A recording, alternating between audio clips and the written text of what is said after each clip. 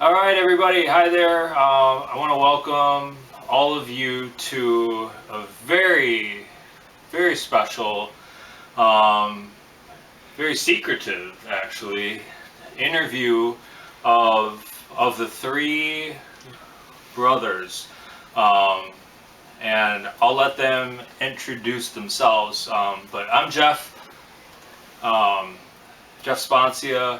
I am the son of John, and I'll be handling all the questions and the camera work. So, Dad? Yeah. Hello, everyone. My name is John Sponcia. I am the oldest brother of the three of us. Okay. How old? Currently 72 years old. Okay. What's the date, actually? Of my birthday? No. Today, July 3rd, 2020. 2020. Excellent. All right. Dominick Steve, I am the middle brother. I'm 69 years old. Okay. Steve Sponcia, 65 years old, the baby. All right. So we're here at a family reunion in Milwaukee, and my dad, he had the idea to just do an interview. To just get the three brothers on camera talking about their childhood, about their upbringing in Brooklyn, and anything else that just comes up. So if it's okay, I want to start out early. Okay. Let's think back to just your earliest memory as a child in Brooklyn. I'd like to hear from each of you. Beginning So, with me. Dad, you can Okay, start. well, my earliest memory is before I had any brothers, and that was we lived in the Bensonhurst area of Brooklyn, where my mother would shop on a street called 13th Avenue, which everything was located on that one street, and I would accompany her walking when I was old enough to walk, but before that she had me in a stroller kind of baby carriage, and we would make a stop at like a supermarket, which was a small supermarket, where she'd buy certain things there, and then we would go to a vegetable stand, and that's where she would buy fresh vegetables, and then we would, if I was good throughout the whole trip, we would stop and get a slice of pizza and a soda, and that was a big treat for me. So also we went to the butcher shop, and I'll never forget this. The butcher got a long piece of bologna that he would cut slices off, but he made a slice that was like a half an inch wide, and he put it on the stick like a lollipop, and I would eat the bologna off the stick. And that was a big treat for me. So my earliest memory was before I had any brothers, and that's what we did. All right. Just my mother was very, very good to me. Awesome. So if anybody is counting at home, just tally up how many of these references or memories have to do with food. It will be immeasurable. So Uncle Dom. Well, with me it's a little different because by the time I was born, I also was born in the same house that John ended up living in. And then soon after I was born, we moved into a bigger house in Brooklyn, where it had 3 bedrooms, and it was two-story family home, and also had a basement, which I'm not sure the house in Bay Ridge had that. Well, we had an apartment. It was Benson. Okay, so It was an apartment actually, Okay. upper floor. And I don't have any memory of that. So my first memory really was first grade, because I was born in May, so I went to first grade early, and it was in a Catholic school. And John had started in a Catholic school too before me, 3 years before I started, and had the same nuns that he had. Oh. And that first grade nun that I had, I was a young boy going to school when everybody else was a little older than me. Oh. So I wasn't ready for school. So during that part of that year, they recognized that I wasn't developed enough to finish first grade, so they held me back for that half a year, and I went to next year. So my first memory of growing up was going to school and realizing that I wasn't ready to go to school. Okay. And I had to get left back into the first grade again. And that was the best thing that ever happened, because at that point then I was ready. My mom made sure that I was ready to go to school. So that's really my first memory was going to Catholic school. Okay. Awesome. And Uncle Steve. My first memory is probably, we had a backyard that was pretty small that we used to play in, and it was grass.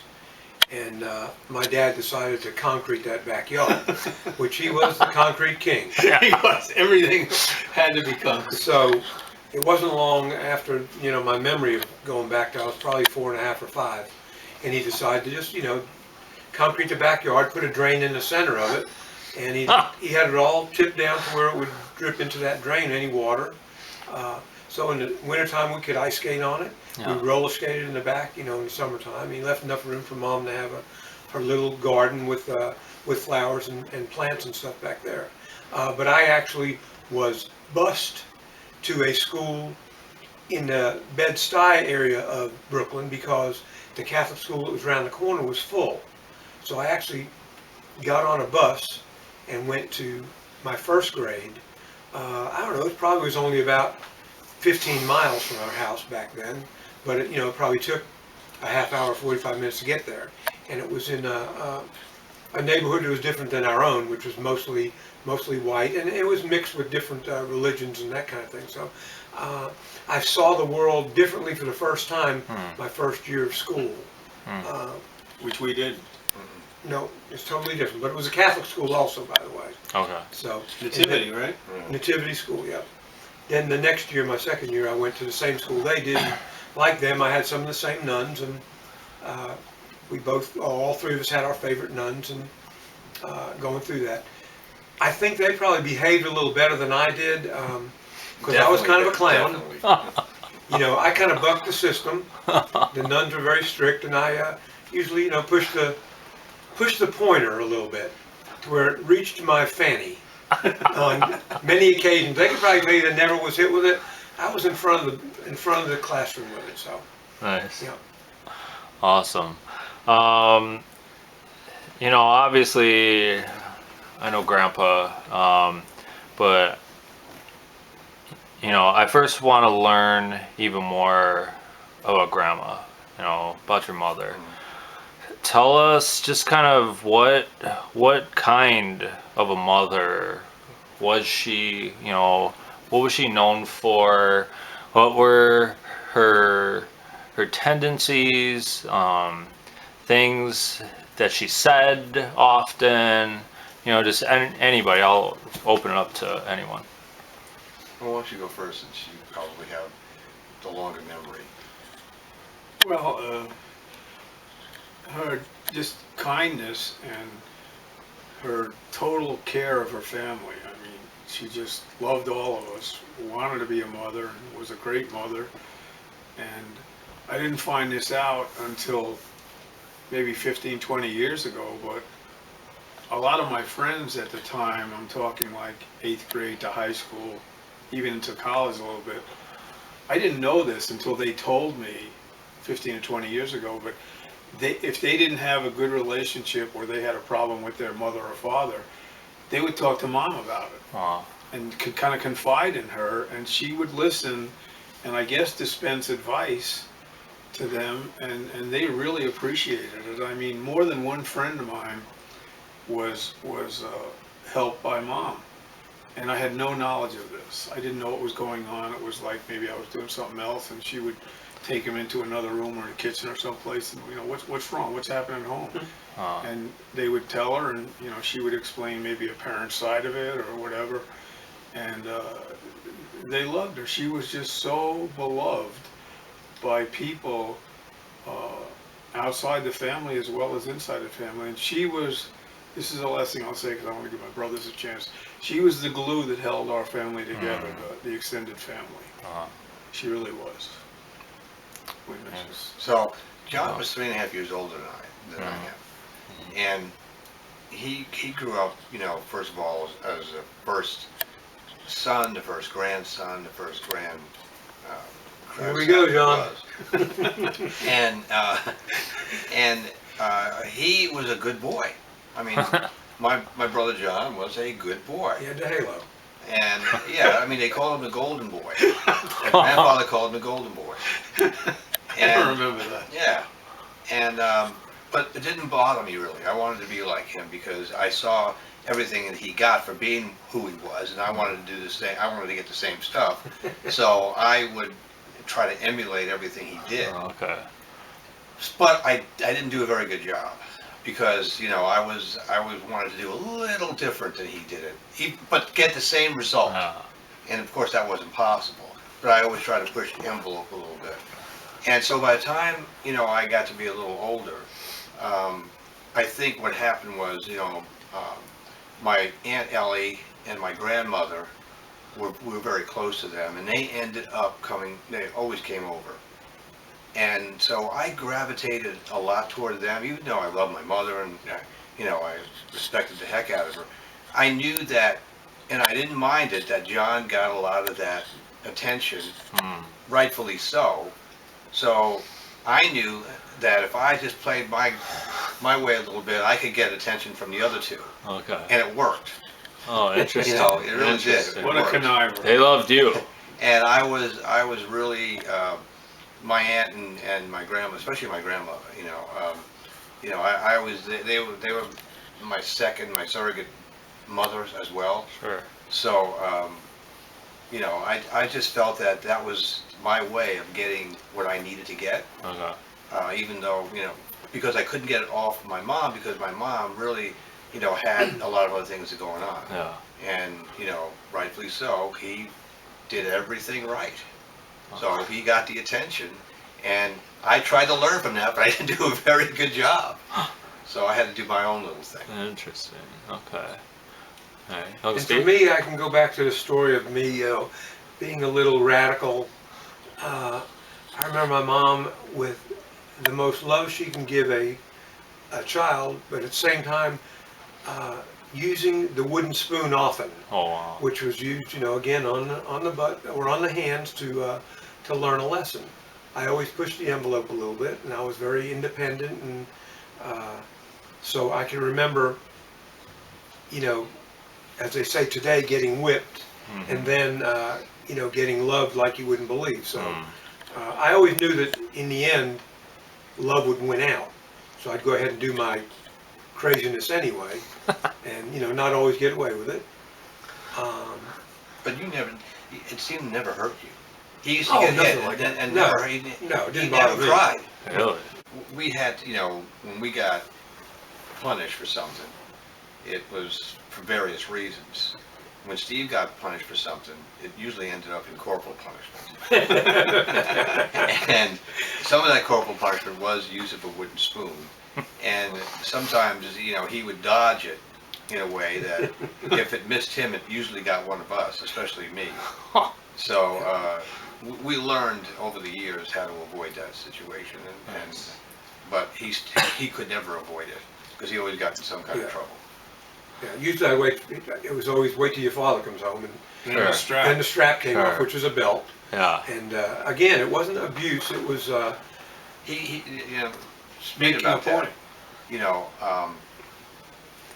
I tell Debbie this all the time. I don't ever remember getting whipped with a belt. Really? It Wow. was more of a threat where he would go like that. Yeah. He would hit him oh yeah. because it didn't bother him. If he got hit, he wouldn't cry and nothing, And with us, it was like we never wanted to get hit, right? Yep. And so it was always But we were always racing up to our room. and Oh, he yeah, would go run. like We this. shared a room together. Yeah. He would be chasing us down the hallway, going like this with the Yeah. belt, making that noise. So, But I don't ever remember getting hit with a belt. Do you? so that's, I don't, but it could. They happen. shared a room, yeah. in the beginning I had my own room. Okay, yeah. But I mean, that's a great transition because, from what I know of Grandpa, your father, he was quiet, very hardworking, right? But like I mean, what kind of a father was he? And I know you each kind of had other father figures, you know, in your lives. So kind of talk about that whole relationship. I guess I Yeah. can start. Um, none of us ever felt that we didn't have a loving father, because we did, but he wasn't there a lot. Yeah. He worked very long hours, and he got up in the morning, got to work before 7 o'clock, which meant he left at 6 o'clock, and we didn't see him till 6:37. We'd have dinner with him, which was a good thing that we all ate together every night. And then he would sit on the couch, watch TV, and fall asleep. And that was just the way it was. So because he wasn't in our lives in the way that a lot of dads are, he was still being a great dad because he was a great provider, Yeah. and he definitely loved all three of us, and loved mom, and really catered to mom, because she had needs that, most women didn't have. She had a weak heart, and she couldn't do strenuous stuff, so he did the dishes a lot at night. I remember him doing dishes and cleaning up so she could relax. Yep. And He helped out every night, washing dishes, pots Yeah. and pans. he just devoted himself to his family. So what we did was, we had other father figures, and basically Uncle Tom, because I think I was saying this earlier yesterday, that Uncle Tom taught me how to shave. He taught me how to wash and wax the car. He taught me things that generally, how to throw a baseball, Yeah. how to play catch, how to hit, how to throw a different kind of pitch, all that kind of stuff. And Dad really had no interest in sports. So even if he was there, he couldn't have done that. So Uncle Tom didn't have any kids, so we were his kids, basically. Go ahead. Yeah, and our dad, he'd work on Saturdays, half a day. Oh. He'd get up, a little later, maybe he had to be there at 8 instead of 7, and he'd work until 1:30 and come home, and he had that afternoon with us. But my recollection of my dad was always great. I mean, I hung around a lot with him. I learned a lot of things like electricity from him. I know how to wire things now because I learned from him. I learned how to do a little of his rough carpentry work. Oh. That he was rough at it, but he did do it from him. So I hung around with him often when I was young, and learned a lot of that stuff from him. And to tell you the truth, when I got to be, old enough to know a little bit about what I wanted to be, and I wanted to go to trade school because he went to trade school. So my relationship with him was a little different, I think, than maybe John and Steve. I can't speak for them, but I guess my relationship with him was, I wanted to be around. I wanted to be like him because I saw how hard he worked, and I saw how much he provided for his family, and how much he loved his family. We talked about this, the three of us rather, yesterday, about every Sunday we would go to his mother's house. And at first it was John and I, and then when John got to be older, he stopped going because he had other things that were going on, baseball in particular, or something else. And then it was Steve and I. Okay. So I had to go with him with two brothers. More times. And Different brothers, yeah. and I looked forward to it. Okay. I liked going. We went to Mass every Sunday at 9 o'clock. By the time we left Mass, went home, and got in the car. We got to his mother's house, my grandmother's house, by 11:30, maybe 11 o'clock or so. We'd stay there an hour and a half, and we whether it was John and I or Steve and I, we would do something downstairs and on the street, and go into a candy store, go into a luncheonette, and have something to drink and something to eat, and then go home. Okay, real quick, where did Grandpa work He worked all those years? downtown Brooklyn. Okay, what did he do though? I mean, Atlantic Avenue. John, what did he do? what was his job? He was I'll call it a general foreman, because I think he had a foreman under him. And they would make engraving plates for newspapers and people that needed that kind of product. And they would make huge sheets of it. and the name of the company was the Atlantic Zinc Company. And he had access to sheets of magnesium, all kinds of alloys, zinc, and he would make his workbench. The top of it would be that. Wow. And Bring home scrap sheets, of course. yeah, and I worked there for a summer in the office when I was in college, and I could see the great respect that all the guys that worked for him had for him. And he would get calls at night at home from people. What should we do, Pat? You know, we got this problem. And Yeah. he would answer the call, and his boss, you know, who was a white collar guy, you know, Dad used to call him Mr. Palmer, not his first name, Mr. Palmer, and that's just how it was back then. Mr. Palmer wore a suit. He had an office, and I occasionally went in there and Yeah. made copies or stuff. So, you know, my recollection of him working was that everybody loved the guy.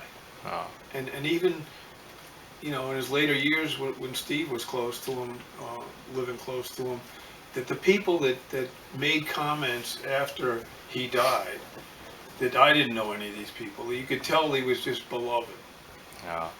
Yeah, so I mean, Uncle Steve, obviously you had a different relationship with him, a whole other part of his life, you know, that these two, you know, didn't have. Tell us kind of like what Yeah, he and I that became entailed. closer at a later age because he and I moved to Tennessee. And these guys stayed in New York and Ohio. Yeah. So, growing up with him, though, I can tell you, just listening to John, that does bring back a memory or two.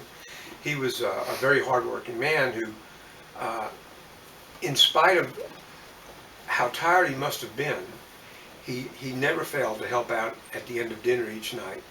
He never failed to help instruct us and sometimes punish us or whatever it might be, or even praise us. And then every Sunday, he went to see his mother every Sunday. And we're talking about taking, you know, 2 or 3, 4 hours a day out of your life to go see your mom every Sunday. On the only day off he had. Yeah, that tells me a whole lot about the man. Yeah. And then once we moved to Tennessee, it was he and I, and we learned a lot about each other. I guess after my mother died, I became more of a rebel and more of a living on the danger side, maybe a little bit, if you will. Okay. You know, Mom kind of kept me in check for the most part. Mm-hmm. But when she passed on, then I had a lot of freedom because Dad was working all the time. Oh. John was gone by that time, so you know I pretty much do what I want. But we moved to Tennessee, which probably saved me in a lot of ways. Oh. Not that I didn't do some things I probably shouldn't have done, but Dad and I started to emulate him. I found out that, you know, work ethic was very important to him, but the way he treated his employees was just unbelievable. And I've heard many times now that my days of being a manager are gone, that they come back to me and say, "Well, you're so nice," and all these things. I think, God, I heard that about Dad, so I must have learned something from him Yeah. through the years that I didn't realize was part of my inner being because of him. Yeah. No, I Unbelievable mean, man. I hear that, you know, from a lot of dads, you know, former staff. So yeah, I see that also. I want just, you know, for the viewers to kind of understand what the tree is, what the family lineage is. Both sides, if you can, but like, who were the relatives, who were the aunts, uncles, and the grandparents who were actively in your lives? Yeah, Uncle Don.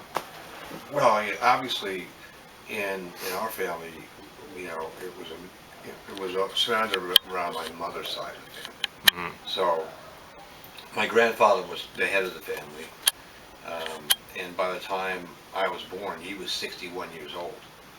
So, Wow. you know, he was an older grandfather, but very, very involved in the family. I mean, he kept the family, you know, together, and he kept everybody doing the things that families do, and then be close to one Traditions. another. Yeah. And he my grandmother, of course, 10 years younger than he was, and she was the sweetest woman in the world. Yep. Never heard anything. Oh. Never hurt anybody or anything. Oh. Was afraid of everything, but never had a bad word to say about a single soul. And then we had 2 aunts. We would have had 3. The older aunt died at a young age, 21 years old. She died. And then the 2 other aunts, my Aunt Ellie and Aunt Tina, my mother's sisters, Right. were very close with us. And then their brother and our Uncle Rocky, made up the family of my grandmother and grandfather, Oh. and of course the cousins. And they were all there. They all played a big part in our Brooklyn. lives because they all lived Yeah. within, 3 or 4 blocks, and Ellie Really? and Uncle Tom did, and grandparents. Okay. And then Aunt Tina was in the Bronx, which wasn't too far away, so we saw them every Sunday. Every Nice. Sunday, Right. without fail. Really? Every single Sunday. And What would you do on these Sundays? I mean, eating, but like, Then what else? we play with our cousins. We'd watch baseball games or go Basketball. outside and play. Nice. Normal things that kids did back then. But we were on an invisible leash in terms of we knew we had to stay close to the house, but that was okay. We grew to know kids on the street where my grandparents lived, played with them sometimes. Oh. But I always say this, that everything that I am today, anything that I achieved in my life today, is because I had great parents and a great extended family. Yeah. Hmm. And not everybody gets that. Oh. And we had it, and we were very, very lucky and fortunate to have it. Yeah, I mean, we'd eat over our grandparents' house 3 Sundays a month, and then the 4th Sunday we eat over our house. Okay. Everybody came over our house, remember? Yeah, that happened, yeah. And so it was started at 1 o'clock, around about 1 o'clock, and dinner lasted till 4 o'clock. Jeez. And then about 4 o'clock, we normally would have people come over. My grandfather's extended family, his More people. nephews or his cousins, Drop in. and yeah, they'd drop in. It seemed like every Sunday we had someone come Yeah, in that was it's different. true. And then the Cake and coffee would come out. Cake and The coffee. pastries, the cake, Really? the pies, and we would sit. We wouldn't necessarily sit around a table for hours, but Sure. they would. We would go in and out, Sure. and that lasted 2 to 3 hours into the dark. Really? And then at 7 o'clock, by the time about 7 o'clock, we left my grandfather's house. Of course, took a lot of leftovers with us back home that we had Monday night. Yeah. And so Sunday lasted from 1 o'clock to about 7 o'clock. Wow. 51 Sundays a year, without fail. Wow. One vacation the whole time we were growing up. Okay. Yeah, we only went someplace once. Yeah. One time. But that was Where? okay. We didn't mind it. Where'd you go? Upstate? Didn't know any better. I mean, that was what Yeah, we Lake did. George. Lake Upstate, George. about 4-hour I drive. hated it. Yeah, he did. I didn't like it either. Steve was really young then. Yep. Right? Oh, yeah. Kid. Yeah. It was a little bungalow we had. We shared. It must have been a 1-room bungalow. It was, wasn't it? That's all it With was. probably a double bed and maybe a sleep-out couch or something where 3 of us probably slept in the sleep-out couch, I would Yeah, think. I barely remember that. You I probably don't remember remember any that. of it. I really don't. No, it was a 1-room bungalow. It had a little porch in the front. Oh. I can remember it. It was a little white building, a little porch in the front, Huh. in the woods. Picnic table over there. Yeah. Hey, Dad- kids, Dad you wanna was- play poker? Dad was totally out of his element. Yeah. Dad was also out of his element at the beach. Oh. He was the whitest guy you ever saw. Really? Never got a tan except his arms. Yep. He never wore shorts. Never Oh, wore right. shorts. He said he had ugly legs. Never wore shorts. They were the whitest legs ever. Yep. Okay, I want to change topics to just I have an object that I want to give you, and I want to see what kind of thoughts and memories that this object will trigger. Okay.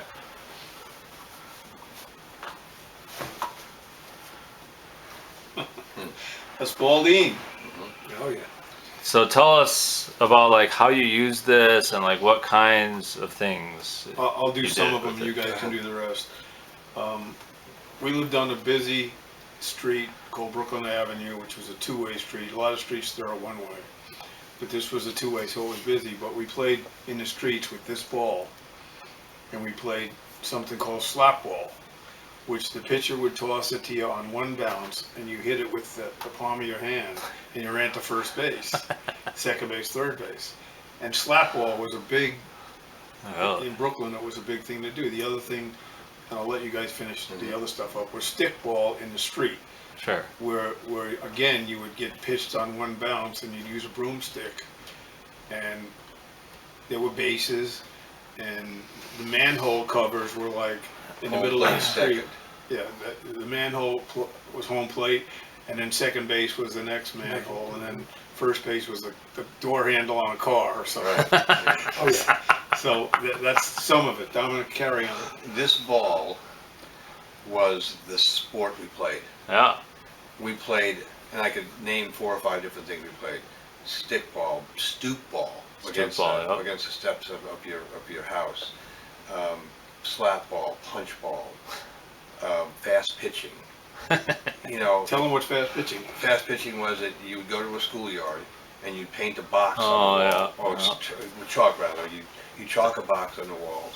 You'd stand probably 60 feet back, and you'd play one-on-one with another person, and you'd throw as hard as you could to strike him out. Because if he hit the ball, either with a single, double, or home, we had it marked out. So, and there was another ball. This ball game is a ball that has a little seam in it. There was another ball called a Pensy Pinky. It didn't have any seam. It was a solid ball in terms of no seam.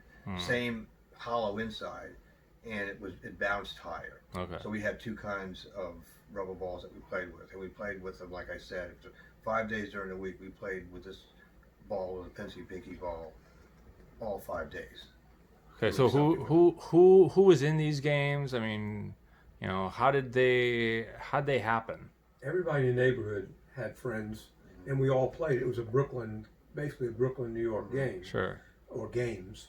So, you just called up a friend, or hey, you want to play ball today? Yeah, let's go to the park. Okay. And if it's just 2 of you, you went and played, the fastball against the school building. Okay. And seriously, against the school building, it might have been like at PS 198. There was like 3 or 4 different places where you could play, chalked in the wall there. Yeah. And a home run would be over the fence. If he happened to hit a fly ball and he caught it, that was an out. Otherwise, you had to strike him out. Right. So, Okay. but here, my memory, of course, is only 3 games, and that was what they've already named: stick ball, fastball, and stoop ball. But you had a cheap ball that was at the time like a dime. The Spalding ball, the best I remember, was a quarter, and I could be wrong on that. And then the Pensy Pinky was the 35 ball. cents. Oh, yeah, 35 cents. this Really? one was a dime. This is 35 cents. Oh yeah, you didn't want to lose it. Sometimes you'd lose it in the gutter, or you'd lose it out in the street. A car would run over it, blow it up. And it was split open. You remember? Oh. It would sometimes split open. So it's hollow. If you hit it with a bat, it would It's split. split It's open. hollow. Exactly. But the Pensy Pinky didn't do that. Because Okay. Pensy Pinky didn't have a seam. Pretty much So indestructible. Really? if you hit it a certain way, it might go 2 different directions because the ball would fall apart in 2s. So you play with Pensy Pinky, that wouldn't have happened. Okay. And then we played, another thing we did at my grandfather's house, and they didn't have a stoop. So he had a garage door. And I used to do probably more than these 2 because, I was a middle child then, and so I could do it, had more time to do it. And I'd throw it up against his garage door, which was wooden. Oh. And he didn't care. Really? And they were white panel doors. Just Oh, going to wow. strike zone.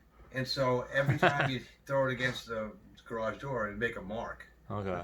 He didn't care. As long as his grandsons were out there playing, it didn't matter to him if his garage door got broken, it got dirty. Even if the glass, I think it had 2 glass panels at the top instead of all the wood.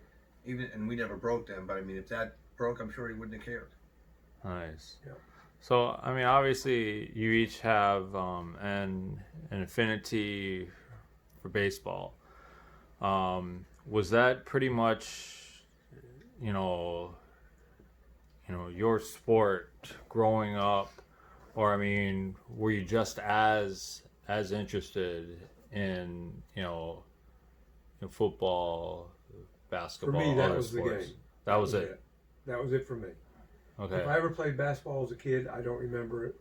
Football, I mean, it was rare to never, basically. Yeah. Okay, And but you played a lot of other games in Brooklyn, like tag and hide and go seek and all Ring Olivio. Yeah, but then how did you become such a Yankees fan? And they didn't. no, I don't know. I don't have no idea how they strayed from the We were the born New in York Brooklyn, area. Steve, not the Bronx. Yeah. If you lived in the Bronx, you were a Yankee fan. It was the New York Yankees, though. It wasn't the Bronx Yankees. Yeah. I mean, he rooted for Milwaukee Braves back in the day. That's right. He knew. Yeah, and this guy, the Detroit Tigers. I Really? hated both those teams. Wow. But I played all four sports. Yeah. I played basketball, Played in high school. competitive. Mhm. I played football at a dirt field that we had about 4 or 5 blocks away. No, this wasn't Farragut Park? organized. No, Vanderbilt. Okay, It wasn't a League. league. We just played down there. I played street hockey Street hockey. Oh, wow. all the time in the winter times. Really?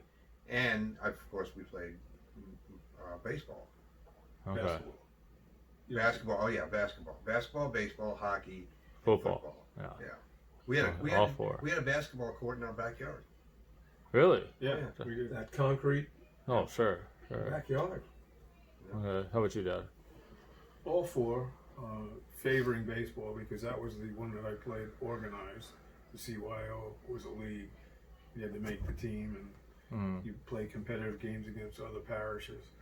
But like Dominic said, we played street hockey. A friend of mine in high school, his father owned a roller skating rink, and we got in on Saturdays and actually played hockey Nice. with a piece of rolled up electrical tape, Tape, right? yeah. That was the puck.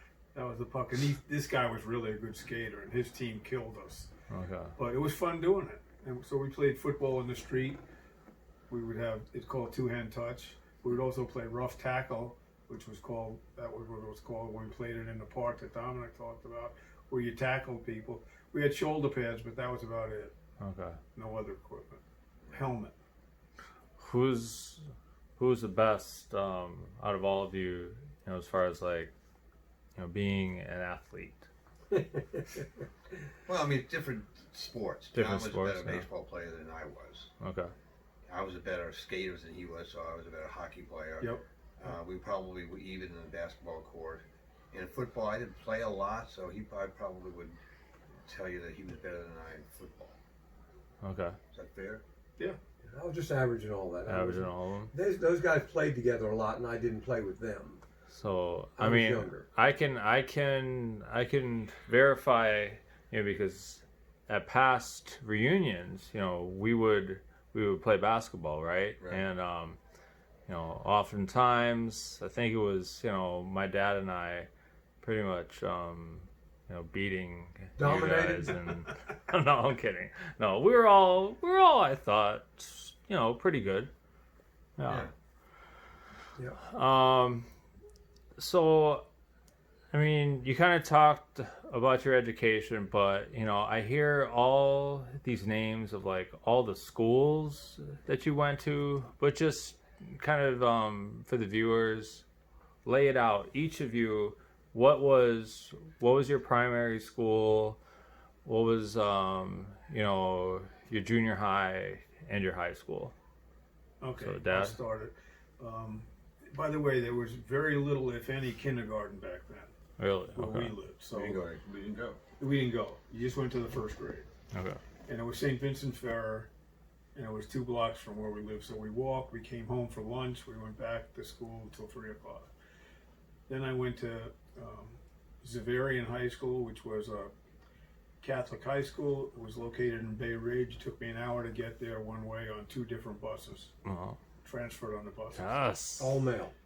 Great. And a long way to go back and forth, and very many cold mornings waiting for the bus.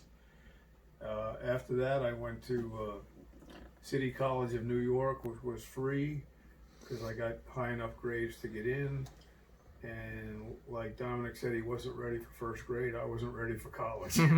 I did a terrible job in my freshman year. I was on probation. The best thing that happened then was we moved to Long Island. So I transferred to a junior college called State University at Farmingdale and went there and got an associate's degree. And then at the end of that, I transferred to Miami University in Ohio, where I got the last 2 years of my education. That's where I got my bachelor's degree in business. Okay. Oh, thanks. And I went to Uncle St. Tom. Vincent's as well, and I wasn't a very good student. I was probably a B student, where Brother John was an A student.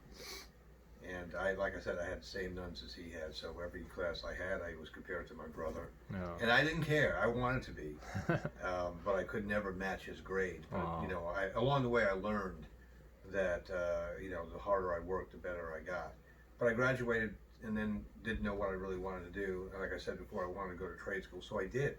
I went to a school called William Grady School, which was in Sheepshead Bay, which, like John, it was I had to take 2 buses to it for a year. It was a rough school, rough school. And I got there, I did very well there, because of course, you know, I had a good primary education. And then after the first year, we moved to Long Island, so I went to Deer Park High School. Again, B student, average student, didn't care much about school, graduated, and took off 6 months, and then realized that if I didn't go back to school, I was going to get drafted. So I went to school, started college at Suffolk Community College, got an AS degree, averaged 3.0, got a scholarship to C.W. Post, a partial scholarship to C.W. Post College on Long Island, which was a private school. Got my 4-year degree there, and graduated cum laude, and you know, I did very well in college. I had no motivation in high school, very little motivation in grammar school, but a lot of motivation in college. Okay, interesting. All right, Uncle Steve? I went a different route. Yeah. I went to a few different schools. I started out at Nativity Elementary School, Catholic school, for 1 year, and then St. Vincent Ferrer, my 2nd through my 6th grade. Again, having some of the same nuns, and we all 3 were altar boys at the church, which was around the corner. We went to the rectory. We all knew the priests. We all knew the nuns. You know, we saw them in the street. It was just a small neighborhood for us. I mean, within 4 or 5 blocks is where we did all of our raising and our fun and our church and all that. From there, we moved to Deer Park, Long Island in 1966. I guess the end of 65 or first of 66. So I went to John F. Kennedy Junior High School there, which I had 7th and 8th grade. 8th grade was probably my favorite. Then I went to Deer Park High School for 2 years, which was okay. I didn't do real well my 2nd year. Then my mom died the last month of my sophomore year, so I got out of the testing and then had to go back for the testing, and it was really pretty traumatic. I mean, for me at that time, just losing my mother and then having to take these tests and do a little study, and then, you know, by then, my dad plant had closed in Brooklyn and transferred him to Tennessee, which he and I moved there, and I went to Greenville High School in Greenville, Tennessee, my junior and senior year. A rather large culture shock, but within 3 or 4 weeks, I was in, had friends, girls and guys, and you know, I got a license right after that and became a driver. Again, it was just me and Dad, so I was on my own. At 16, I did whatever I wanted, whenever I wanted, and drove where I wanted. So I took a different route. Never went to college. Got married very early. Got married at 16, and started raising a family immediately. And I guess without the help of the family that we had growing up, you know, I learned to be a father and a hard worker and somebody that just, you know, put my nose to the grindstone every day and took care of the family. That came first no matter what. And there was a lot of other things that came along, but that always came first no matter what. So Great. never had any desire to go to night school or any other school. Went into the restaurant industry, and I enjoyed food service. That's right. Yeah, thank you guys. You know, but back to just kind of Brooklyn in the 50s and the 60s, right? If you look at Brooklyn today, its population, its ethnic and racial demographics are probably completely different. So can you help us paint a picture of what kinds of people you found and you interacted with in the 50s and the 60s? Well, I'll start. In our immediate neighborhood, which, like Steve said, was a radius of maybe 6 blocks either way, east and west. The only black person we ever encountered was the janitor for the school, who was a really nice guy named Robert. There was two of them, There was 2 of them, right? Noah and Robert. Noah and Robert, and they really were hard workers, and they were really nice guys. We never got exposure, other than like Jackie Robinson on the Dodgers or something like that, to any black people. Now, when I went to high school, and I took those 2 buses, we would go through a Hasidic Jewish neighborhood, and we would go through a couple of Hispanic neighborhoods. And then when I got finally to school, Bay Ridge was a really Italian neighborhood, Catholic Italian neighborhood, right on the Narrows Bay. Staten Island was just across the bay. So, and even in high school, there weren't that many black people, black kids, and there were a lot. I do remember quite a few Hispanic kids in high school, but we were raised not to have any racial bias against anybody. We absolutely raised that way. So it did. If we did encounter a black person, it was just a person. Yeah, it was looked different, but there was no reason to have any animosity. So that was my experience. In the neighborhood that we grew up in, it was an Irish Catholic neighborhood. Yeah, it was. Within a radius of about 3 or 4 blocks, and then about 5 or 6 blocks away, it was a Jewish neighborhood, and then the rest of it was Anglo-Saxon, Protestant, Jewish neighborhoods around us, predominantly German Irish. Yeah, German Irish Caucasians, and in my first year in high school, I mentioned I got my first taste of a blended community of people getting together from all sorts of neighborhoods. So that taught me that I was in my little cocoon there for the first 13 years of my life, and then all of a sudden I graduated into a school that had a bunch of other dynamics surrounding me, and it was a learning experience of great proportion. Nice. That was in Bedford-Stuyvesant, right? No. Do you have Grady? Grady was in Cheapsett Bay. Oh, okay. Okay. Yeah, Uncle Steve, any other thoughts, any other observations? No, for me, I learned about the inner city was when I went to my first grade, and through the window of a bus, I could see the different neighborhoods, like they're talking, the Hispanic, the black neighborhood, the Italian neighborhood, because you drove all through Brooklyn on a bus. And once I got out and went into class, my class was 60 people in one class with one nun. Jeez. That was That was it for all of us. That was it for all of us. Oh yeah, that nun had complete control. But like in my first grade, there was several black kids in that, a few Hispanic kids in that class. So it was a mix, and I got that early on. Like they said, our parents never told us anything different than people were people.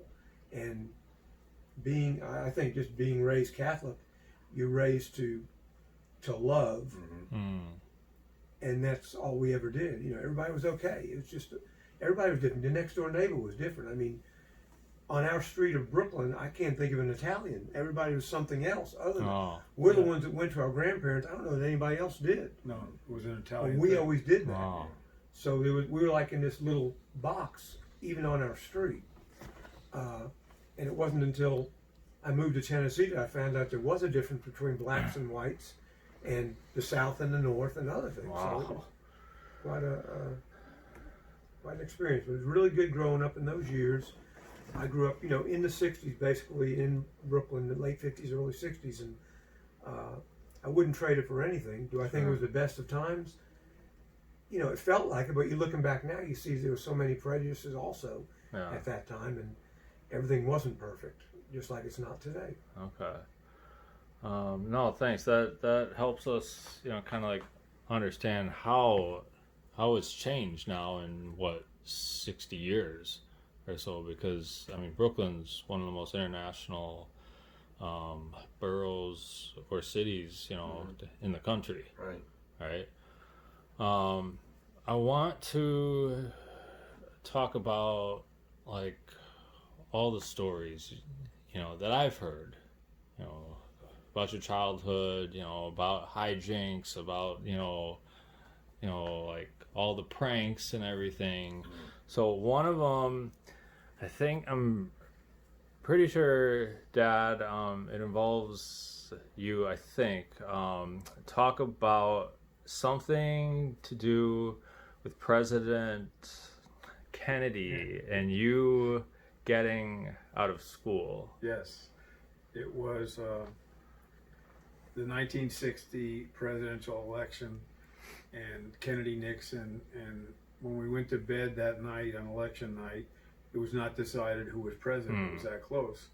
So the next day when I went to school, I was in the 8th grade, and by the way, I had a nun in the 8th grade that could really be taken advantage of. She came from the 2nd grade to the 8th grade, so she had no control in the classroom, and I exploited that. That's when I became bad. In the 8th grade, I was like the class clown. So I brought a transistor radio to school to listen to see who would win the election. Like maybe by around noon they might know, or 11 o'clock. So it's like 1:30, and I'm still listening because they're not sure yet. So I hit the volume knob too loud and it went way up. So the nun came back to me and said, "Mr. Sponcia, you have a radio. You're not allowed to have a radio in this classroom." I said, "But sister, it could be the first Catholic president elected ever. This is historical. I wanted to know as soon as I could know." "That's not good enough for me. Go down to the principal's office." So I went to the principal's office and I was sent home for the day. So when I got home at 1:30, 2 o'clock, my mother said to me, "John, what are you doing home so early?" So I said, "Didn't you hear, Mom? President Kennedy got elected, so they let us out early because he was the first Catholic president." "Oh, isn't that wonderful, John?" She bought the whole thing. So, Until I came But home. he didn't come home early. Until I came home at 3 then o'clock. she decided to call this good friend of mine who lived on the street named Francis Baker. Remember him? And said, whatever her name was, "Ruth, isn't it great that the kids got sent home early because President Kennedy got elected?" She says, "What are you talking about? Francis is still in school." So that was when I learned about being grounded. I outright lied to my loving mother. Wow. But I was that in the 8th grade. I made like a transformation. I had a personality, and I had a teacher that didn't rein me in, and I was the editor of the class newspaper, and I had the president of the class I didn't like, so I wanted to have him impeached, and I was itinerant. Wow. And people remember that, and I wasn't like that for the first 7 years. Anyway, that's my story on that. Nice. There's not enough time in that tape. No, Tell you there the trouble isn't. I got into. There isn't. But tell us something about you using a phone that was on a telephone pole to call and trick your nana. Well, my grandmother, like we said before, was the sweetest woman in the world, but she was very gullible. She would believe anything you would tell her because she had love in her heart enough to believe everything you told her. So I lived with her and my grandfather for the 4 years I went to college, because like Steve said, him and our dad went to Tennessee to live. So I had my own phone. I had a separate phone from their phone. My dad gave me In your room. a month, to have my own phone in my room. Okay. So Steve and I used to do this thing with Nana when Steve came up and John was there, where he would actually go up on a telephone pole in front of their house, and they had this A little ladder system where you could climb up. They had the little metal. You would go spikes. up then. He'd go up Oh, yeah. there, Oh, okay. and he would, and there was a little box, There's a up, box there up there. where the engineer Yeah, up there and sure, worked on sure. the wires. He'd be up in the, and I said, Nana, Steve's up in that, on that wire, that box thing. Well, anyway, we would arrange for him to make believe he called me on my phone. Yeah. And I'd answer the phone and I'd say, Nana, it's Steve. He's up in that phone. He's up in that box calling you. And he would actually, she'd be looking at it, get off that thing, get off that thing.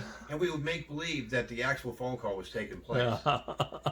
And she didn't But want it to wasn't. she didn't want to take the phone because No. she was afraid that he was really up there. But didn't he call from Nana? Oh yeah, Grandpa's you're phone? right. Yeah, he actually He called. actually called from. He actually called from the my house phone.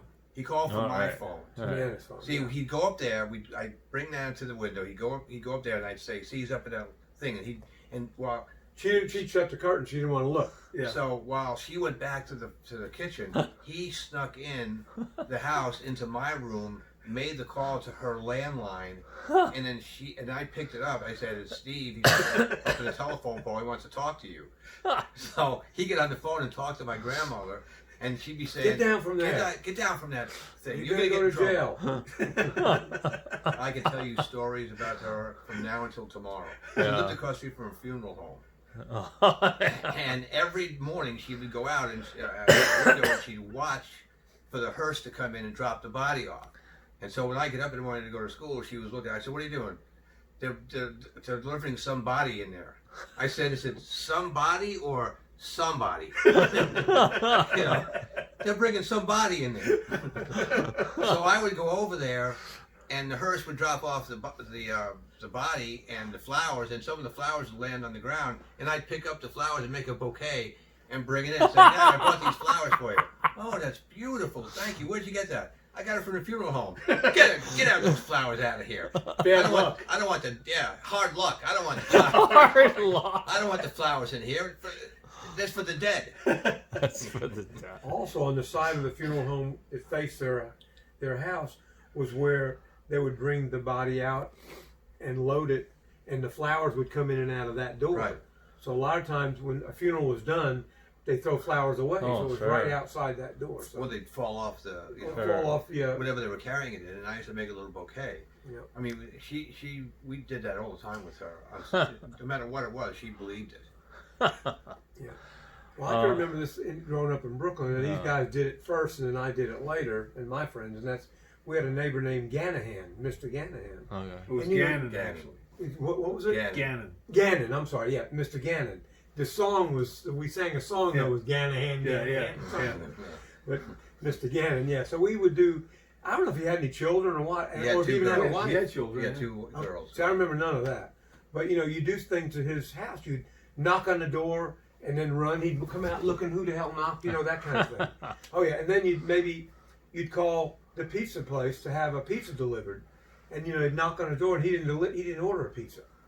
Or one time I don't know if it was you or you, one of them, they put some dog poop in a bag, threw lighter fluid on it and lit it, and knocked on his door. He came out and there's a fire and the guy's stomping on it and there's dog crap in that. So this poor guy, I mean, it went from not generation, but Yeah. from age to age to age. We gave that man such a hard time. But we were afraid of him, except by the time Oh, we got yeah. to Steve's He was about generation. 6'6". He was 6'6". Oh. He had two Dobermans. Yeah. Two big Dobermans that were not on the leash. Really? He used to bring him out to the Oh, yeah, when sidewalk. you- And he had ivy in his front yard. So if the ball went into the ivy, you didn't get it. Yeah. Because you Somebody you, had to sneak in though, and here came the dogs. Oh yeah. So there's obviously a lot of those, and we may cover more in a future one.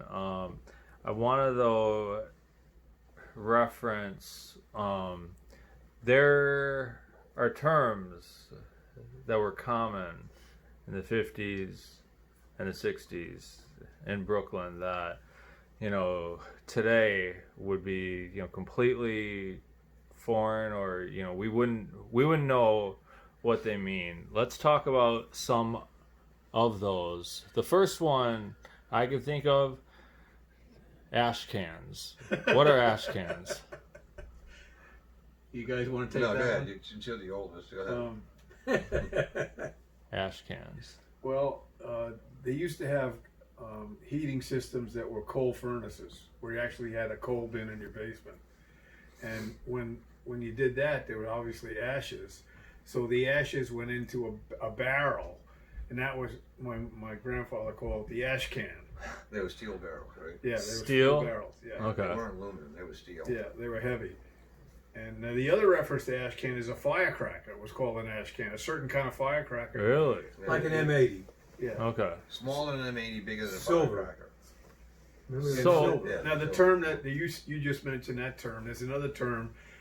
Your parents didn't say, "Don't run into the street." They say, "Don't run into the gutter." The gutter was the street where the curb met the Right. street. Yeah, that was the gutter. Gutter. Another thing about the ash can was the garbage can or the trash can was called an ash can. Yeah, see, Take that's the what ash I can was out. thinking of. Oh, yeah, it had the Yeah. lid on it. That's yeah, what that I was also an thinking ash of. can. Yeah. The garbage can. Sure. Yeah. And you always just had those like silver ones with the Galvanized. top, Oh, yeah, right? yeah. That was it. No They- plastic can. They No fit plastic. They fit on there snugly. Okay. And what, you would have to haul those to the curb, Yeah. or Yeah, to the curb. Yeah. okay. They were some of them so heavy that they had little carts. That they 2 or Oh. 3 would, days a week. Okay. And Okay. then sometimes you had to use them to block a spot for your dad to park in when he came home from work. Okay. In the wintertime, you shovel it out and you put those 2 trash cans so there nobody Nice. parked there. so no one would Yeah. park there. Oh, yeah. Yeah, Well, 'cause wait. We didn't have a garage. Yeah, you didn't have one then? No. No. Alley Very or few people anything? had garage. You wanted to park Is in there front an of your alley? house. So, Yeah, we had Very garages, small alley. but the bigger homes had the garages. They were Okay. detached. The other thing that was different, and not only in Brooklyn, anywhere in our generation, was that there was one bathroom for everybody in the Wow. house. Oh, No matter if you had 5 kids, 3 kids, 2 kids, one bathroom for everybody. And no one knew any better that, you could have 2. hmm. And we just thought it was normal and didn't think we were, underprivileged because of it or anything. And we had a 3-bedroom house, so 2 of us had to share a bedroom, and we didn't mind that at all. Nice. yeah, at one point, John got I had the room first and they had the big room together. And then John got that room as you got older, and Yeah. Dominic and I Right. shared I that. never forgot had. about that, I never yeah. had my own room. No, he never did. No. You So didn't that's hear where it He comes never had it. from. He's the middle child. The middle child syndrome. Wow. Wow. Okay. We had, I got less to eat than anybody. we had the window air conditioner too. There wasn't, Not separating anymore. air. Not anymore. No, I had to speed up a little bit to make sure I caught up with people. One other thing, I know it's getting kind of late here, but let's end with memories of, and I don't even know if all of you went there, but I know my dad did. Ebbets Field. Tell me about your times, watching baseball there, the Dodgers, and then their move, Yeah, and okay. like how that impacted you. Well, I was a Dodger fan probably when I was 5 years old. And probably when I was about 6 years old, my grandfather, he had these seats from his employer, the Graceline, that were box seats near the third base coach, probably 3 or 4 rows up, great seats. And he would take me there sometimes with my Uncle Tom, sometimes my grandmother would go occasionally, very, very rarely, Wow, and can't Ellie would imagine go. And I, every time I walked from the concourse onto where the seats were, the greenness of the grass, the perfect dirt, the Dodger white uniforms with blue and red numbers on the front. It was just so striking and so beautiful, because your own lawn would never look anything like No. that. and here was this big stadium, although it was a small one. When I was a kid, it was a big one, and we had great seats, and the fact that I got to see Jackie Robinson play many games was a great thing for me. But just, I was a great Dodger fan. I was devastated when I was 10 years old and they moved. Didn't understand any of it. Didn't understand why it happened. And since then, I've read so many accounts about how it happened and why it happened. But all I know is I was a kid. Many of the kids my age were, and even their fathers and mothers who were Dodger fans. It was like a terrible insult that they would leave this town that supported them for so many years. So that was my memory. In that time, you know, the men would go to those games with suits on. Yeah. And hats. Sure. And the women would have dresses on. They dressed up like they were going out for the evening. Huh. You know, it was amazing to And see they had- that type of stuff. And they had Ladies' Day on Saturday. Oh, really? Oh, yeah. Sometimes during the week to stimulate sales and during the week. Sure. I never went to Ebbets Field. Never won. I No, never did. because I was too young, but I do have a memory of The the outside. location. Yeah, Okay. No, they built apartments on that, on Yeah. that site.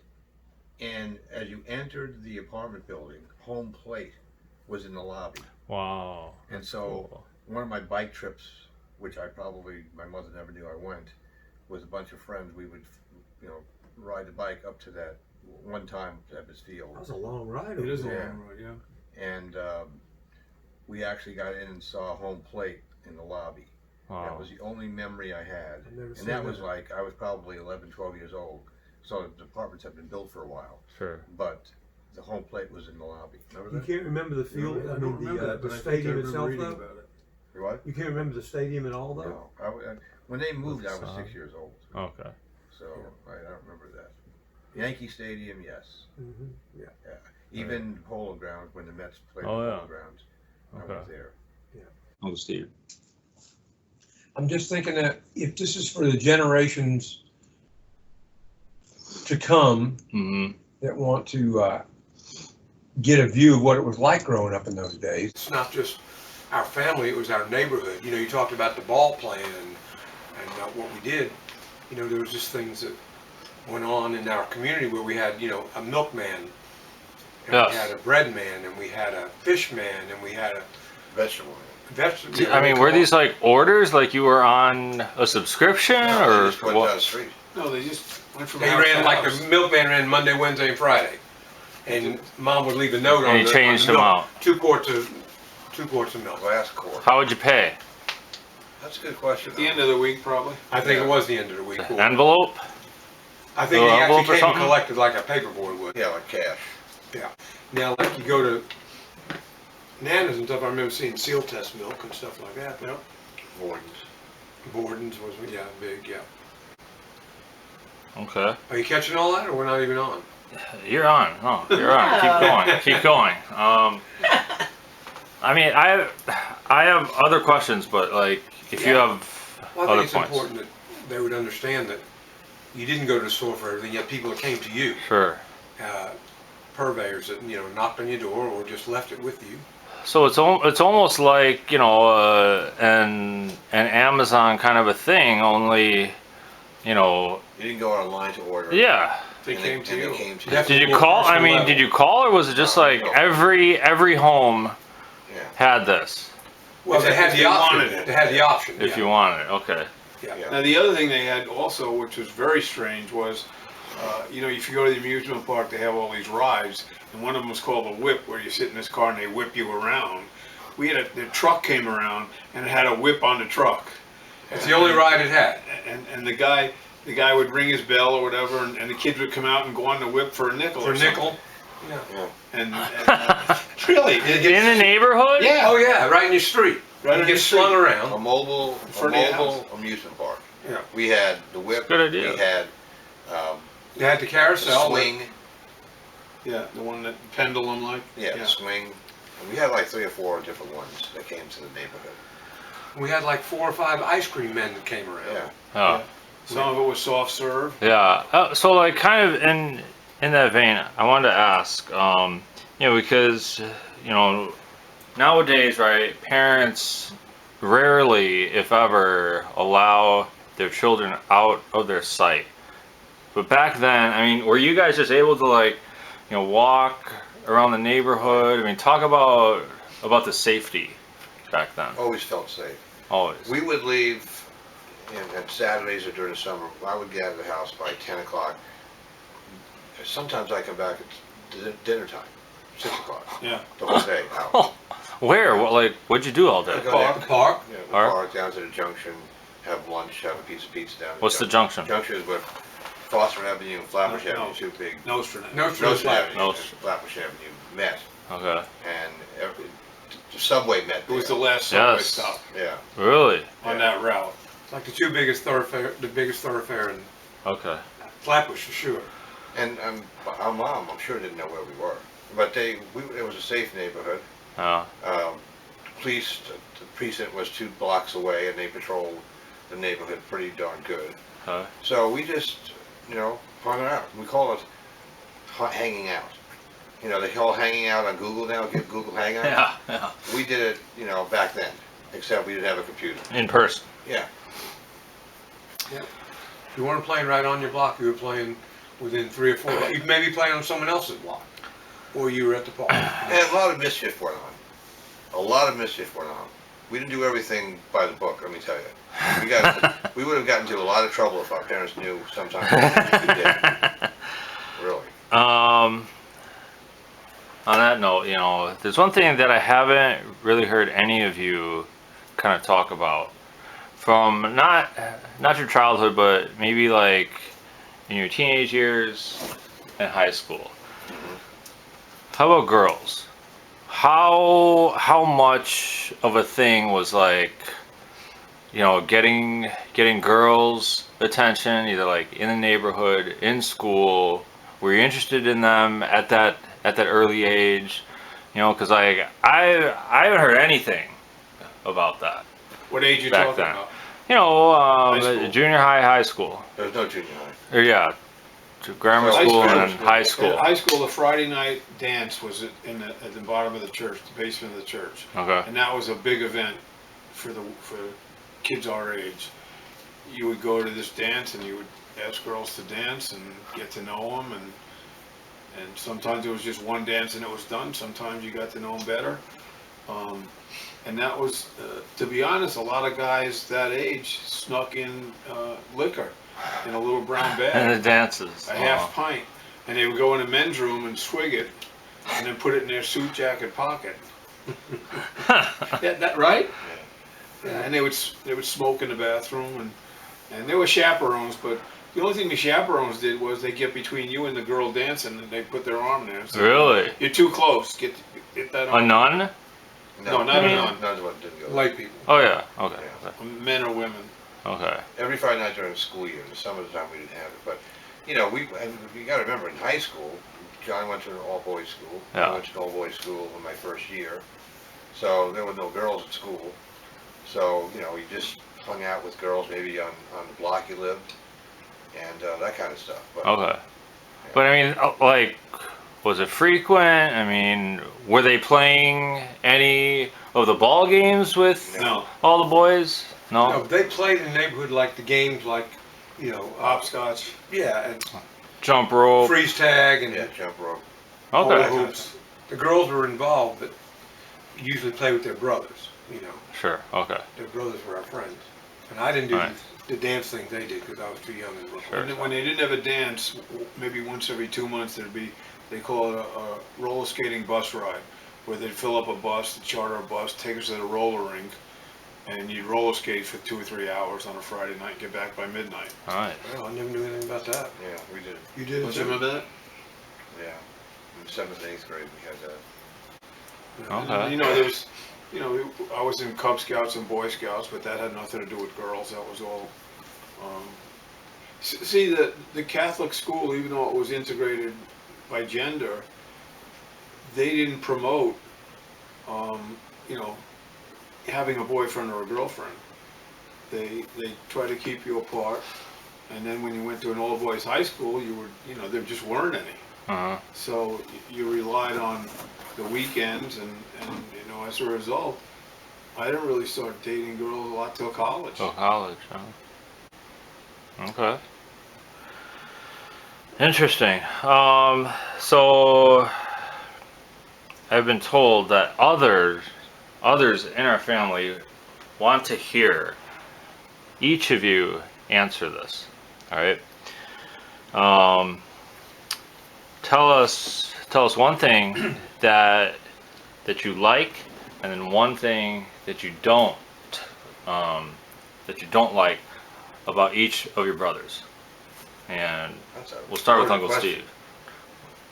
Uncle Steve, you can start. Well, I like the fact that my oldest brother, John, was usually not around in my life, most of my life. He had his own group of friends. So he went one way and I went another. So I really rarely saw you, John, growing up. Do you remember? Except when I was really little. He was pretty much out of my life, so I didn't have to worry or struggle with him hardly ever.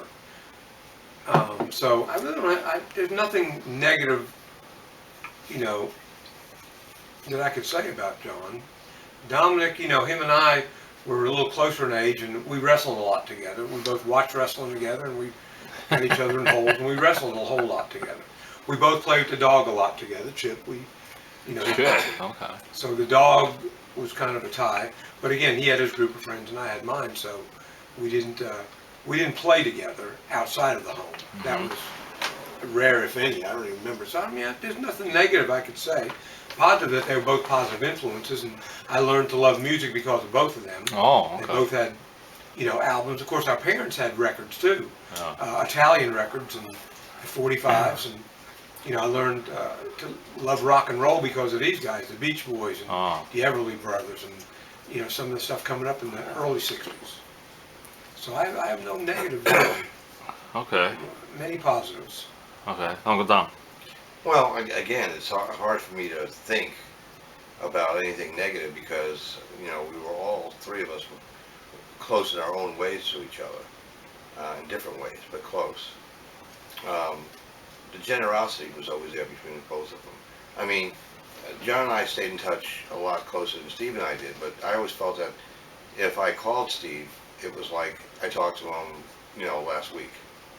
So it wasn't Okay. something that was odd for me in terms of if I hadn't talked to him for a while, but then talked to him, it wasn't like I thought it was a long time ago, was Sure. the last time I talked with him, Sure. because that's just how we were as brothers. We grew up in the same house for all those years, and with three boys and a dad and a mom, it was a wild time, a lot. We wrestled a lot, wrecked that house probably more than Oh. we should have. Jump up and down on the bed, Yeah, but threw We all stuff had- at each other. well, both of them, you know, are very generous with their time and with their love and their affection for the family, and that's Right. what is important to me. So I can't really talk about anything negative. I don't even. I mean, couldn't even think of one. Annoyances? Anything? Mm. How about you, Dad? Well, again, nothing negative that means anything, but I've already talked about this weekend that, you know, Dominic is, when he has an opinion about something, he has to convince you that buy that product. That's good. Get it. It's like You gotta I'm like get your it. son. You gotta get it. You gotta get it. Not unlike. You're right. And that's more funny than negative. It's just something that I laugh about every time it occurs on the phone because he doesn't know he's doing it. I don't think Just he comes knows he's natural. doing it. It just comes natural. Right. So that's about as negative as the only thing I could say. But the positives about both of them are that, you know, they love their families and they are caretakers of their families. They take good care of their own, and they have a lot of children, grandchildren, and they manage the whole thing so well that I'm proud of them for that. They got that from being around the family that we were raised So in. much family. Oh yeah. There's no doubt about that. So I love them both. Dominic and I were closer because he always wanted to do everything I did. True. Always hung around with my friends. I had my own group of friends, but and I He hung out crept with a lot into of them. my group. But there were days that, you know, I hung out with his friends. and most of that happened when I got a little older. Okay. You know, but yeah, we were closer because for a long time before Steve came around, it was just us two. Right. And then even when Steve came around, it took a while for him to from the baby stage Sure, to the sure. child stage. So Well, Steve was always the wild one of the three of us Yeah. when we were kids. yeah. He took chances. He would, Push the envelope. he'd get in a bike, he'd get on a bike and he fell. And one time he opened up his knee, Ooh. with a big cut in his knee. Gash. And he hardly even cried. And we had to take him to the hospital for stitches. It was the 4th of July, I think it was. Really? Hey. Yeah, Steve in the summertime never wore a shirt. He wore a pair of shorts. Never wore a shirt. He wore a pair of shorts and a pair of shoes that Dad bought him at Lloyd's Dollar Market. Every 2 weeks I get a pair of And sneakers. he would spend the entire day outside with no shirt on. Would you Just go shorts. inside anywhere, like, at a store, A candy Oh, store. no. Yeah. No. grocery store or something? No, not really. You played in the street all day, Yeah. so Okay. played on the street, in the street, whatever. Yeah, so That's- that was my way. I knew both their friends pretty well because they came around the houses a lot. And I want to say this real quickly, and that is that, many years later, and I'm talking about 15 years ago, John invited me to his friends get together. They'd have once a year this Right. little reunion they would have Right. with the friends, and they do it in different towns, different cities where everybody lives somewhere different. So I got to go to Alabama to Jerry Grisky's, Nice. and Nice. that was probably one of the most welcoming bunch of guys, the most fun I had with my brother as an adult, Oh, wow. because I got to see his friends, and it was just so funny talking all the time like we do as family, and listening to them today. They were all older than me, and it was just a good time, very good time. And I picked John up at the airport in Atlanta, and we drove together for a couple of hours, which Yeah, you had that Mazda stick shift that wouldn't start. We had to roll it down. I forgot about that. I said, Steve, is this gonna make it to Auburn? Oh, yeah. Oh yeah. Just put it in reverse, roll it down this hill. I'll pop the clutch. Oh. He was a risk taker. Yeah, we had a great time. That weekend was fun. We did, yeah. We slept in a dorm at a college together, and we talked, till 2 in the morning, I think. Yep. Wow. And Dominic went to some of those too. Yeah. We had one in Cincinnati that he hosted. Yeah. Really? Nice. Yep. Went to a Miami Redskins game. Oh, no Now way. they're called the Miami Red Hawks. Red Hawks, yep. Yeah. And I'm sure you felt good, didn't you? Just Oh yeah. I doing mean, it and yeah, it was hanging out. I mean, I spent a lot of time with them as a youngster too. And when you're a youngster and you're 3.5 years apart and then 5 and 6 years apart, that's a lot of difference. But when you're an adult and you're 60 Yeah. and someone's 50, you're the same. Yeah. You're both adults. Yeah. You're all adults. So that's how we were when we got together for these reunions. And we recalled old memories, and we talked about our own families and all that stuff. So it was good to have my brothers involved with my friends. And the other thing about our house was it was a central point for our friends to gather. And not all together, not all 3 sets of friends. Yeah. But like Mom and Dad were open to letting them come in and out. right, all the time. No ringing a bell. Just walk in the side door. And You want something to eat? You want something to drink? I remember one time, I think it was Steve's one of his birthday parties, and he had this friend named Lawrence I Conley know what's coming. who was really a jinx. Here we go, the jinx. I had an English racer bicycle in the basement, and they were playing during this party, and they were playing darts, real darts on a dartboard. So Lawrence Conley throws one into my bicycle tire. Oh, wow. Nice English racer, 26-inch, shiny. Oh yeah, Oh. it was a beautiful bike. So of course I was upset. So Dominic and Lawrence Conley was very thin and very light and small. Yeah. So we emptied this garment bag in the closet that was one of these square kind of rectangle, like it fit like 10 coats in it Oh, wow. and had a zipper on it. So we took Lawrence Conley and we put him in this garment bag and we zipped him up. How long? And he fell through it. But then the Oh, bottom I fell felt out. that. Yeah. But I And we mean, got in he trouble could have for it. suffocated. Yeah. I think he kicked out the bottom or something and came out. And we got in trouble for, breaking mom's garment bag. Yeah, But he was a jinx, wasn't he? It's something always happens. definitely. Yeah, Yeah. Yeah. no doubt. Good. You good, or do you want to end? Because I have a couple more. Yeah, a couple more. A couple more good ones. So, obviously, I love geography, and I love transit. So, I'm interested in the 50s and the 60s. How often would you, as brothers or like as a family, would you venture outside of Brooklyn? How did you get there? Did you ride the subway? Like, what other parts, you know, either the boroughs or Long Island, would you go to? Let me say we went to Coney Island quite a bit as kids Okay. on Saturday or Sunday with our families. Okay. And I mean, when we say family, everybody went. You Okay. know, On a Oklahoma. subway? Huh? No, we take cars. You drove. Okay. Yeah. And we go to Coney Island, hang out on a Saturday or Sunday Nice. with family. And, bring sandwiches. You never buy anything out. You Really? bring, eggplant parmesan sandwiches. And, oh, yeah. General salami sandwiches and stuff Wow. like that. Potatoes, Hang out on eggs. the beach. I want to say this. My mother was the only woman that drove. Back then, women didn't get a driver's license, not many, and she had Really? one. She also was the one that kind of took care of Grandpa. She helped him with the checkbook and helped him with his banking, and she would drive them to the places they need to go as Grandpa Nice. got older. Nice. So it was different growing up that time. But we went on a couple of trips up to upstate New York, which was to us was like a long trip. You'd pack sandwiches for that one. 90-minute trip. But you'd pull off the highway and have a sandwich out on a picnic table. Along the On a highway. 90-minute Yeah. ride? Oh, Really? Remember? Yeah, about 2 hours when you Maximum. consider traffic.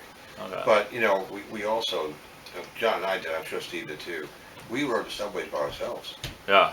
Oh, yeah. bus by ourselves. Sure. We went to the Polo Grounds a lot because the Mets were in 1962. Nice. And then we could see all these National League teams that we hadn't seen in 5 years. Uh, And that was an hour train ride on a couple of different. And I took drum lessons as a seventh, well, let me think about this. Probably as a seventh, eighth grader, I took drum lessons, and I had to take a bus from close to our home, about half hour away, okay. by myself. Yeah. Wow. And I was, in the seventh or eighth grade when I did it. What time of day?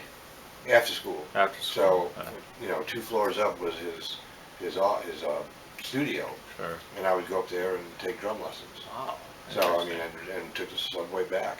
So, I took a subway, and I'm sure John did too, and maybe Steve. I don't think I ever took subway by myself. By myself, many Did a times. bus ride many times. But Okay, but I mean, it was common then for just youths to just Come and go go. all over the Oh, boroughs. yeah. Oh, yeah. Wow. Yeah. We rode bikes too. All right, Oh, We bikes. rode our bikes. You weren't. I don't think you were with me, but Gil Hodges lived, about a mile from us probably. And my friends and I bicycled to his house, rang his bell, and got his autograph. Yeah. And he used to come down our street after the games at Ebbets Field, after the afternoon Really? games. He came right by the street, and his license plate was 30GH. So we knew it was him. We knew his car. We all waved to him. He waved to us. He honked the horn. when I lived in Long Island, and I'm sure they did it too, probably in Brooklyn, but I was too young in Brooklyn, to get somewhere we hitchhiked. Oh yeah. We would Yeah. put the thumb out, and within a minute or less, in most cases, they'd stop and pick you up. Whoa, And how me and my- old? How old was I? How old were you? 14 and 14. Oh, yeah. I'd hitchhike to the beach. We'd go to the beach. We'd go over to Fire Island and go to the beach. Robert Moses State Park. And that's the way we got around a lot. Wow. World was different Oh, then, Jeff. completely different. Very safe.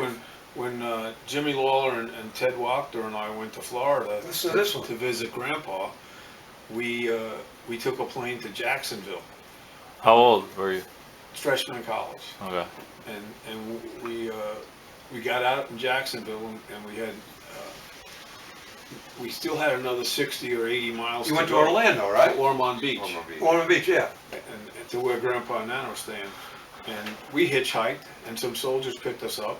Really? Took us right to the door of the hotel. I mean, it was commonplace. When I went to Miami, you would hitchhike out of town into town, and it was just, Hitchhiking was a form of transportation. Yeah. and the other thing that I don't know if you know this or not, but when we were talking about earlier, before you got here, that when it snowed in Brooklyn, they didn't clean the streets as quickly as they clean them here. Sure. So there was a lot of snow coating on the streets.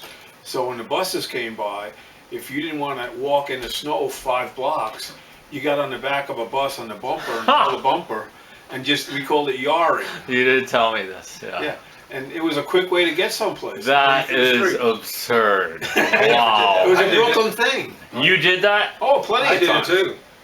I can remember the black smoke coming out of the Yeah. Yeah, like, would it get all over you? I mean, I don't know. wouldn't ice and everything get Yeah, on oh you? yeah, it splattered on you. Oh yeah. You didn't care. You're going somewhere. You just held on tight and tried not to let go. And if the bus wasn't going that fast, so it wasn't that. Oh Yeah. no, it would stop every other street at a bus stop. That's true. And if the bus driver saw you, Yeah, sometimes he saw you. he'd come out of Big that trouble. bus. Oh yeah. Big trouble. Oh yeah. You just start running the way you were going. Oh my gosh. Wow. Yep. Okay, 2 more pretty quick ones. Sure. Even now, I don't know too much about your father's side of the family. Who on his side was actively in your lives? Actively, you couldn't say any of them really. Wow. Not a one. Why is that? Well, because you gravitated to the maternal side of the family back then for some reason. You know, so we'd see, like I think we said yesterday, we went once a week on a Sunday to visit my father's mother, and his sister lived with her, and we would visit there for an hour and a half, 2 hours, and then come home. And sometimes we met his other sister, who was Frances. She was the closest one to us, I would say. No Than doubt. any of them, but the rest of them were kind of distant because we just didn't see them a lot. They Uh-huh. lived on the other side of Brooklyn Oh, okay. and not near us at all. And you know, when you were in Brooklyn, you pretty much stayed in your own lane, in your own section of Brooklyn. Flatbush for us. Yeah, Now, if you're with your parents or your uncle and you had a car, you could go anywhere. sure. But we Interesting. weren't that close, to answer your question. Okay. Yeah. Anything else? Any other comments on that? Not really. No, they had nothing to do with our upbringing. Right. And it's funny that my dad's side of the family, they had their own get-togethers, Christmas and the Yeah. holidays and Easter and all that, and we had no part of that with them ever. Yeah. I can never remember. Really? You know, can you? Never. Didn't happen. No. And you know, how did Dad stay away from that's beyond me, but he, as he said, gravitated to Mom's side of the family. That's what the men did back in those days. Wow. Okay, and then the other thing I want to know is, I can't picture any of you in a church in mass as an altar boy. Talk about, like, I mean, was there hijinks going on? I mean, like, what? How did you get into that? And like, was it of like any actual interest or only out of obligation? Well, I think with me, first of all, you have to remember, the Catholic school, they encouraged it. For Okay. you to be ultimate. Practically every. And you had to go through training. You had to Really? go through training, and had a test, and if you didn't pass the test, you weren't an altar And boy. you had to say some prayers in Latin. Yeah, you had to Really? say all the You had to say prayers. all the prayers in The Latin. mass was in Latin, so you had to memorize Latin. Oh. And so he was an altar boy first, and then I came along, and I was an altar boy for about 5 years. I think it was from 4th grade to the 8th grade.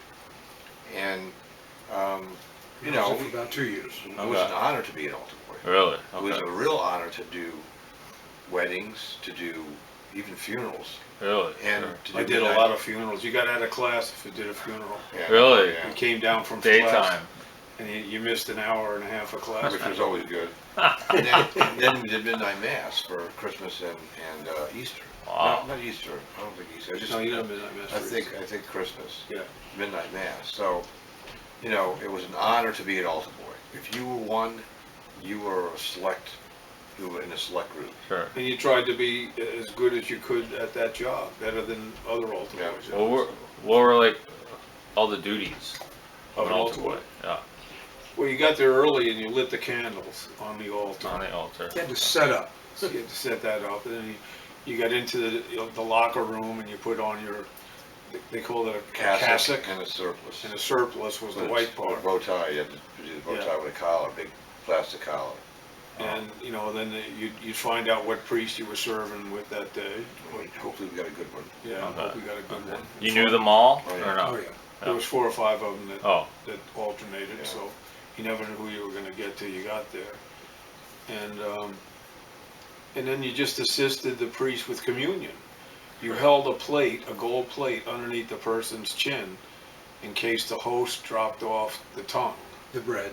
yeah. Yeah. The bread, And never, the and sacrament. the thing was about the altar boy's role is that now the congregation assumes that Right. role. Back then, the priest would say a prayer, we would respond to that prayer in Latin. We did all responses. Really? Yeah, because Not the congregation. no. Wow. They were just observers. Yeah, We were participants in the mass. Oh. We did the prayers that we had to do in response to what the priest's prayer was. We Okay. were actively involved in the communion section, and we were actively involved in pouring the wine and water in the Chalice. for the priest. I mean, then it was a big part of the job of an altar boy to be an assistant to the priest. Sure.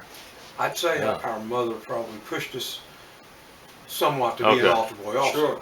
Okay. Because she was, very much into us going to Catholic school. There was a public school, 4 or 5 blocks away that Uh-huh. we could have went to. But it was pretty insistent on going to a Catholic school and then becoming an altar boy and following the footsteps of the oldest brother. Nice.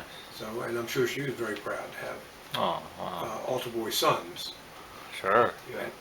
And I was probably the only one out of the 3 of us that probably, fooled around the back, got the host. Yeah, I We used gotta to eat think 'em. that. They weren't blessed. You see, once they were blessed, they were sacred. But the ones that weren't blessed, they'd come in a pack. So there's just a bunch of them, and you're Oh, just. they had a pack back there. Do you ever remember the big host was in a Container, a container, yeah, a metal container. the one the priest held up, yeah. Yeah, and that And was broke. and it wasn't blessed. Yeah. It was How about the blessed. wine? Would you ever touch that? No, I was too young to even sip the wine. Back then, the people didn't ever take a drink of wine. They never took a drink of wine. Only the priest took a drink of Priest. wine. Yeah, there's no, yeah. Now they share it with the Right. You congregation. couldn't touch the host.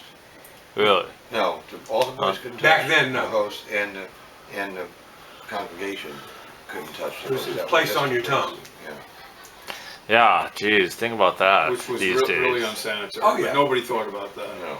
But the other thing was, depending on what priest you had, when you poured the water and wine into the chalice, if the guy liked wine a lot, the priest liked wine a lot, you kept pouring until he hit the, your He hand just to give you a stop. little tap. And sometimes a guy was like way more wine than water. Really? Sometimes the water was just a drop. Or the water, you do this and he'd hit you right away. It'd be a splash. That was enough. At the time, we didn't really put 2 and 2 together until we got older. So then he would actually just consume it. Oh. Oh, Let me yeah. say this too, it's kind of funny, but all the priests had black cars. I know no priest that has anything but a black Right. car. They all drove, Right. and they had a garage outside the rectory, and they parked in the garage Yeah. or around the garage. Really? Every priest had a black car, and of course they wore black, they wore the vestments Yeah. all the time, or at least a collar all the time, Okay. not necessarily the vestments. So, Wow. and we were pretty much, I don't know if that's about them, but I was in and out of the kitchen. I'd have milk and cookies in the kitchen. And they talk about nowadays, I don't want to get too far into the pedophiles. Now, I never saw anything like any type of that. Did you ever see anything like that? No, but the priest who trained us to be altar boys Was Ended accused up- of that? ended up being indicted and Oh, wow. going to jail. Authorities. Wow. I never saw anything like that. See, he didn't train me, McDonald trained me. Right, and Kepler, I think, did Kepler train you? Yeah, Kepler and Auchenreith he became the Monsignor when I was at age. Yeah, yeah. Oh, yeah. Okay, well, obviously we can't end on that note. So, just to wrap up, just for each of you, what are your words for the future generations in our family? What do you want them to know about our family, how you were raised, what values were instilled in you that you now are passing on? Well, I want them to know that my maternal grandfather, they didn't know my paternal grandfather, my maternal grandfather, Dominick was the man with the most integrity I've ever met in my entire life. Talk about a role model, he was it. I love my dad, but if I had to choose between the two, Dominick was the finest person that I've ever met and wanted to be like.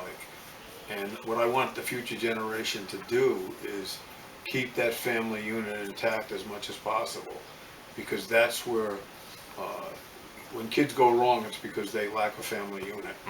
They lack a father or a mother, and things go wrong. So what I want the future generations to do is consider the traditions of the past to be important, and to know that your ancestry a little bit, and to respect where they came from. And my father,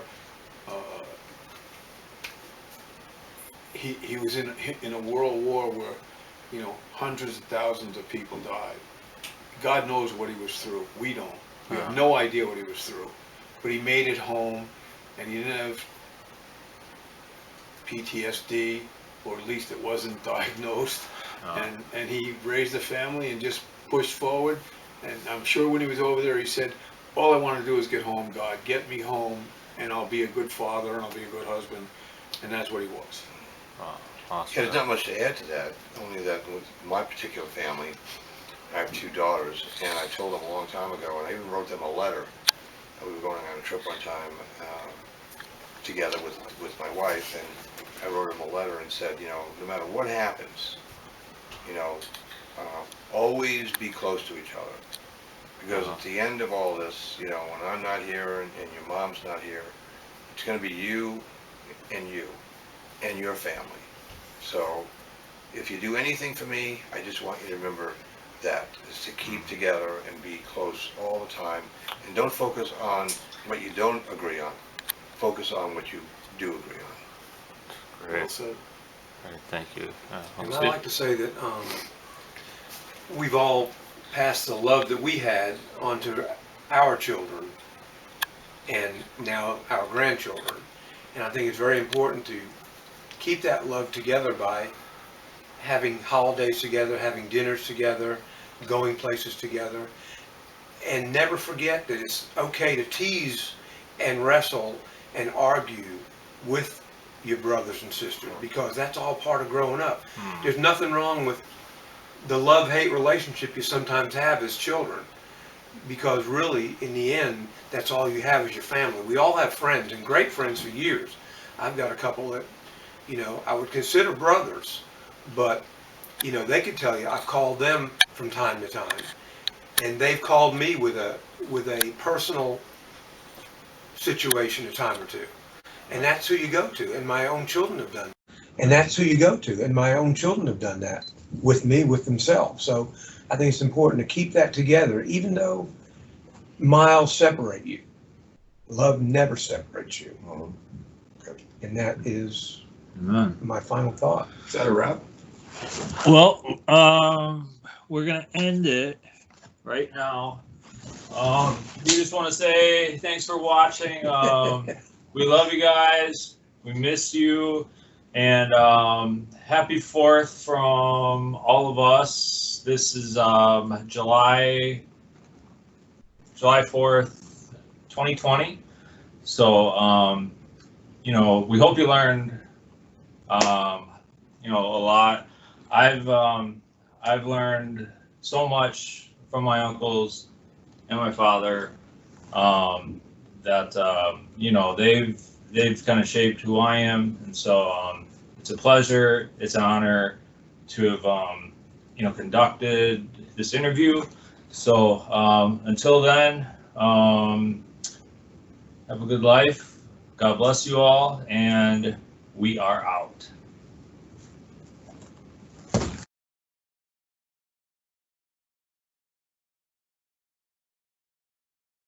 You have a long way to go to be. Hey, no, now Long way. we're even. You never stayed more than, I'm staying 5 days.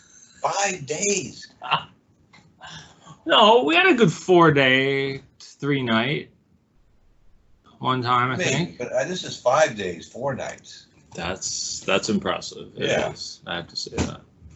And I'm the only one, if you think about this, who went to all 4 houses here of my brothers. I was at all 4. Really? Name another That's a person in the feat. family who went That's to a feat. all 4 houses. Is this live? We'll do it live. We do it live.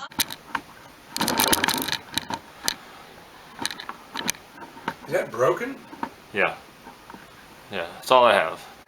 John, seriously, this couch, where did you find it and how did it fit in any room you've ever had? Oh, it comes apart. Every piece this isn't even connected permanently right now. Oh, okay. It's just placed next to each other, but it can be hooked together. My gosh. So you could take a couple pieces out and make it smaller to fit in a certain room. you can. You see the new backdrop you put up there? You changed the picture. Who did that? Jeff? I did. Oh, just for the interview, okay. Oh, yeah.